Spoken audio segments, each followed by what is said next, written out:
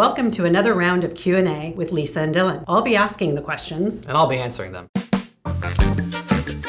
So Dylan, the question is, how do you make an offer stand out? That's a great question. Not every agent provides the same level of detail that we do. We like to provide a fully executed and complete offer package. And what consists of that offer package is a fully executed and filled out residential purchase agreement. If you're getting a loan, proof of funds, as well as a pre-approval letter from your lender. And then we also like to take the time to write a cover letter on behalf of our clients, giving the other side, being the seller and the listing agent, a little information about who our clients are, why this house spoke to them so much, and what they look forward to maintaining and providing a level of stewardship to that property as they get the opportunity to move in and make it their own. So Dylan, is there anything specific to call out in the offer? Absolutely. There are a few levers we can pull within that offer package to kind of be more compelling to a seller. First and foremost is obviously price and based on what the market yields. And then the overall terms of that offer, which include things like the contingency periods, whether you're waiving your appraisal, loan, or physical contingencies, and things of that nature. And then most importantly is how the overall package is presented, being that cover letter I previously mentioned.